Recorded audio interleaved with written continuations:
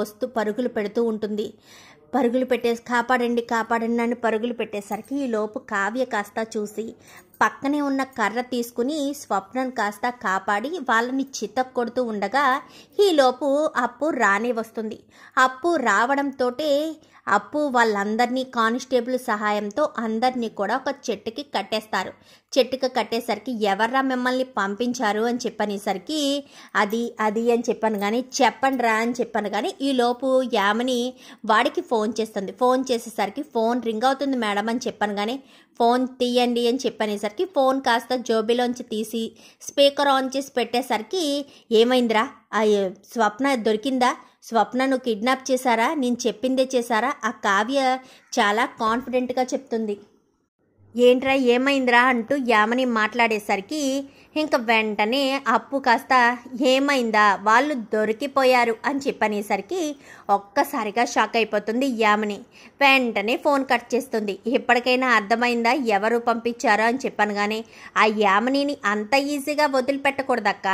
యామినికి ఎలా గుణపాఠం చెప్పాలో నాకు తెలుసు. నువ్వు స్వప్నకని తీసుకుని ఇంటికి వెళ్ళని చెప్పనేసరికి స్వప్నను కాస్త తీసుకుని ఇంటికి వెళ్ళిపోతుంది కావ్య. అయితే వెళ్ళిపోయేసరికి వీళ్ళందరినీ కూడా తీసుకువెళ్ళి స్టేషన్లో పెట్టి కుమ్మేయండిరా అని చెప్పాను కానీ స్టేషన్కి తీసుకువెళ్ళిపోతారు అందరినీ కూడా. ఇంకా వాళ్ళు చెప్పిందంతా కూడా రికార్డ్ చేస్తారు. ఎందుకంటే ఇంతకు ముందు ఆల్రెడీ చెప్పింది రికార్డ్ చేయకే కదా డైరెక్ట్గా తీసుకొస్తే యామిని మోసం చేసింది. సో ఇప్పుడు రికార్డ్ చేస్తారు. రికార్డ్ చేసి వాళ్ళు చెప్పిందంతా కూడా రికార్డ్ చేసి ఇంకా అది కాస్త అప్పు తన దగ్గర పెట్టుకుని యామినికి ఫోన్ చేస్తుంది. ఫోన్ చేసి నువ్వు బయటకు వస్తే బాగుంటుంది, లేదంటే లోపలికి వచ్చి అందరి ముందు నీ గురించి బయట పెట్టాల్సిన పరిస్థితి వస్తుంది అని చెప్పనేసరికి యామిని కాస్త బయటికి రావడంతో అప్పు రావడంతో యామిని చెంప చెల్లు అనిపిస్తుంది. ఏ అప్పు అనగానే నోరు మూసేయి, మా అక్కల జోలికి వస్తే మాత్రం చూస్తూ ఊరుకుంటాననుకున్నావా? ఒక్కసారి మా చిన్నక్క జోలికి వచ్చావు సర్లే అని ఊరుకున్నాను, ఇప్పుడు మా పెద్దక్కని పాపని కిడ్నాప్ చేయాలని ప్లాన్ చేస్తున్నావా? అసలు నువ్వు ఏమనుకుంటున్నావు? అప్పు అంటే మామూలుగా అనుకుంటున్నావా ఏంటి? నా గురించి నీకు పూర్తిగా తెలియదు అనుకుంటా. ఆ రఘుని మాయ చేసి అక్కడ ఏం చేసినా కానీ పెళ్ళైతే ఆగిపోయింది కదా.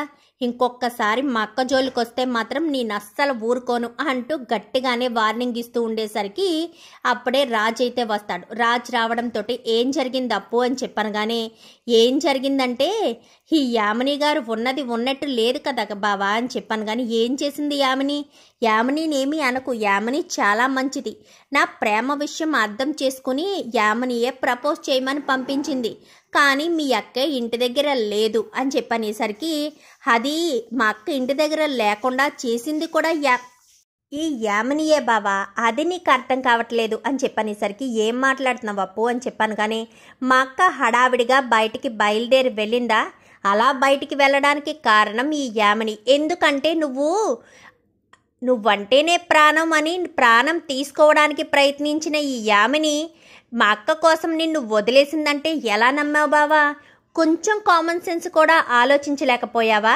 నిన్ను మా అక్కకి ప్రపోజ్ చేయమని పంపించి మా అక్క ఇంట్లోంచి బయటికి వచ్చేటట్టు చేసింది. మా స్వప్నక్కను కిడ్నాప్ చేయించడానికి ప్రయత్నించింది అని చెప్పాను కానీ బావా అబద్ధం బావా, నువ్వు నమ్మొద్దు బావా, నేను నీ ప్రేమను అర్థం చేసుకున్నాను కదా అని చెప్పనేసరికి మళ్ళీ చెంప దెబ్బ కొడుతుంది. ఏంటి ఇంతకు ముందులా రఘుని తీసుకొచ్చి సాక్ష్యం చెప్పిస్తాననుకున్నావా?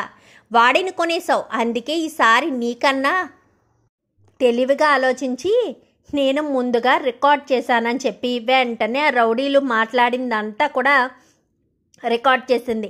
ఆ రౌడీలు ఫోన్లో యామిని మాట్లాడిందంతా కూడా అది కూడా రికార్డ్ చేసి ఇది కూడా రాజుకు చూపించేసరికి ఒక్కసారిగా రాజు షాక్ అయిపోతాడు. ఏంటి యామిని ఏంటిదంతా అంటే నువ్వు నన్ను ప్రపోజ్ చేయమని చెప్పి పంపించిందంతా అబద్ధమేనన్నమాట. నువ్వు నన్ను నమ్మించి మోసం చేయాలనుకుంటున్నావా? నేను కళావతి గారిని ప్రేమించాను అని చెప్పిన తర్వాత కూడా నువ్వు నా గురించి ఎందుకు ఆలోచిస్తున్నావు? నాకు నువ్వంటే ఇష్టం లేదు యామిని, అది నువ్వు అర్థం చేసుకో అని చెప్పాను కానీ నాకు నువ్వంటే ప్రాణం బావా అని చెప్పనేసరికి నీకు నేనంటే ఇష్టమేమో, కానీ నువ్వంటే నాకు ఇష్టం లేదు. నువ్వు చెప్పే ప్రతి మాట నాకు అబద్ధంలాగా అనిపిస్తుంది. మా అమ్మ నాన్న చనిపోయారు అని చెప్పింది అబద్ధంలాగా అనిపిస్తుంది. నీకు నాకు ఎంగేజ్మెంట్ అయ్యింది అబద్ధంలాగా అనిపిస్తుంది. ఇప్పుడు ఈ అప్పు నన్ను బావ అని పిలుస్తుంటే నాకు నిజంగా తన బావనేనేమో అనిపిస్తుంది. కానీ నువ్వు నన్ను బావ అని పిలుస్తుంటే నాకు అసలు ఏ ఫీలింగ్ కలగట్లేదు. ఒక మరదలు బావని పిలిచినా ఆ ఫీలింగ్ కూడా నాకు రావట్లేదు. ఇక మీదట నా విషయంలో నువ్వు కలగజేసుకోవద్దు. నేను ఇంట్లో ఉండమంటే ఉంటాను, లేదా ఇంట్లోంచి వెళ్ళిపోమంటే వెళ్ళిపోతాను.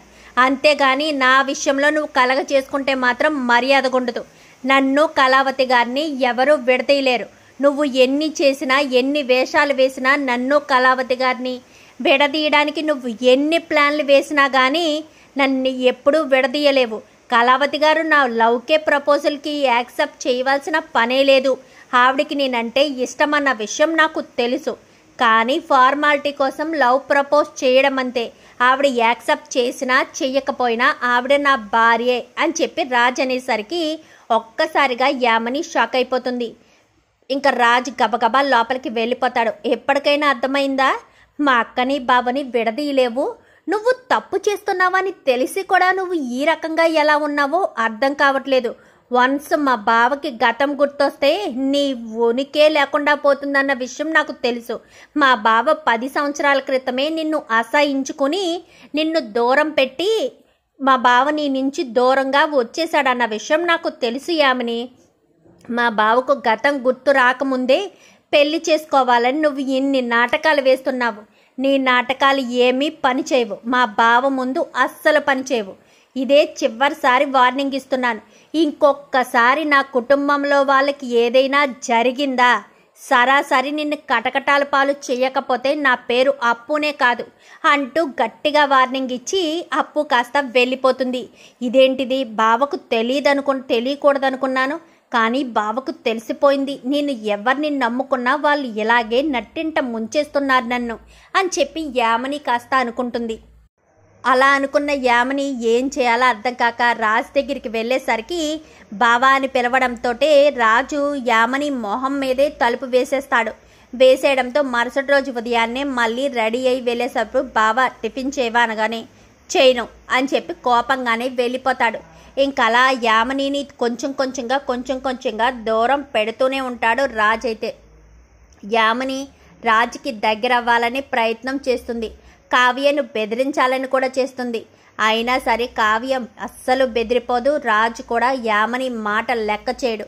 ఎన్ని ప్రయత్నాలు చేసినా ఏం చేసినా నన్ను కళావతి గారిని మాత్రం నువ్వు విడదీయలేవు యామిని అంటూ గట్టిగానే వార్నింగ్ ఇస్తాడు రాజ్. అయితే ఏంటి బేబీ ఇలా జరిగింది అని చెప్పనగానే నా ప్రేమలో ఏదైనా లోపం ఉందా మమ్మీ అని చెప్పనేసరికి నీ ప్రేమలో లోపం కాదు, నువ్వు ప్రేమించడమే లోపం చేస్తున్నావు. అసలు రాజ్కి పెళ్ళయింది, కావ్య తన భార్య అన్న విషయం నీకు తెలిసి కూడా రాజ్ మీద ఆశలు పెంచుకోవడం తప్పు అని నీకు అర్థం కావట్లేదా? నువ్వు ఎన్ని రకాలుగా ప్రయత్నించినా రాజ్ అయితే నీకు దక్కడు. తాళి కట్టే చివరి క్షణం వరకు కూడా కావ్య రాజ్నే నమ్మింది.